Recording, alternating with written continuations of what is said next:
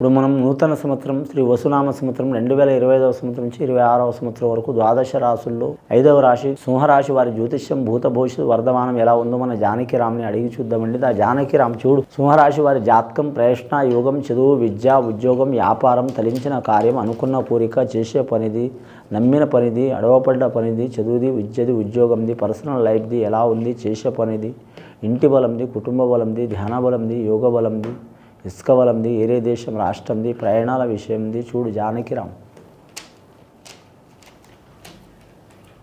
వీరి జాతకంలో చెప్పాలంటే శంకరుడు, పార్వతి, వినాయకుడు వచ్చిండండి, సీతారామచంద్రుల కళ్యాణం వచ్చింది, అలాగే ఆంజనేయ స్వామి వచ్చిండు, అలాగే బ్రహ్మ వచ్చిండు, సరస్వతి దేవత, నారదముని వచ్చిండ్రు, సర్వ దేవతలు వచ్చిండ్రు, సీతమ్మ వారి కళ్యాణం జరుగుతుంది. ఇక్కడ సీతారామచంద్రుల కళ్యాణం, లక్ష్మీదేవత వచ్చింది. సింహరాశి వారి జాతకంలో చెప్పాలంటే మాత్రం పట్టాభిషేకం వచ్చింది. కానీ సింహరాశి వారి జాతకంలో చాలా వరకు ఇబ్బందికరమైన పరిస్థితి నడుస్తుందండి 2025వ సంవత్సరం వారికి. ముఖ్యంగా అష్టమ స్థానంలో శని రాబోతుంది. అష్టమ స్థానంలో శని రావటం అంటే అష్టకష్ట చిక్కులు ఉంటాయండి. అష్టకష్ట చిక్కులు అంటే మాత్రం ఒకటి, ఎంత ధనమున్నా కూడా వారికి అవసరం ఉన్నప్పుడు ఒక్క రూపాయి రాకపోవటం.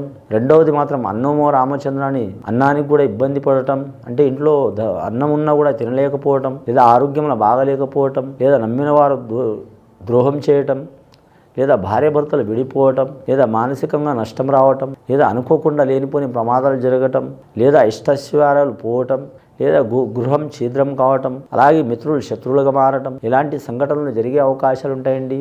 ముఖ్యంగా చతుర్థ స్థానంలో శని, అష్టమ స్థానంలో శని, అలాగే ఎల్నాటి శని, ఈ మూడు స్థానంలో ఉండే శనేశ్వరుడు చాలా ఇబ్బంది పెట్టే అవకాశం ఉంటుందండి ముఖ్యంగా. కాబట్టి ఈ రాశి వారి జాతకంలో మాత్రం శనేశ్వరుని పూజ చేయించడం చాలా వరకు మంచిది. వీలైతే శనేశ్వరునికి మాత్రం మందపల్లి గ్రామంలో మాత్రం పూజ చేయాలండి, లేదా సిడి ప్రాంతంలో మాత్రం శని సింగానాపూర్ అనే ఊరుంది, అక్కడన్నా పూజ చేయాలి, లేదా మాత్రం కాలభైరవునికి పూజ చేయాలి, లేదా వీరి జాతకానికి ఆంజనేయ స్వామికి పూజ చేయాలి, లేకుంటే నవగ్రహాలతో పాటు శనేశ్వరునికి తైలాభిషేకం చేయించటం, అలాగే సద్బ్రాహ్మణులతో మాత్రం శనేశ్వరుని శాంతి చేయించుకోవడం చాలా వరకు మంచిది వీరి జాతక బలానికి.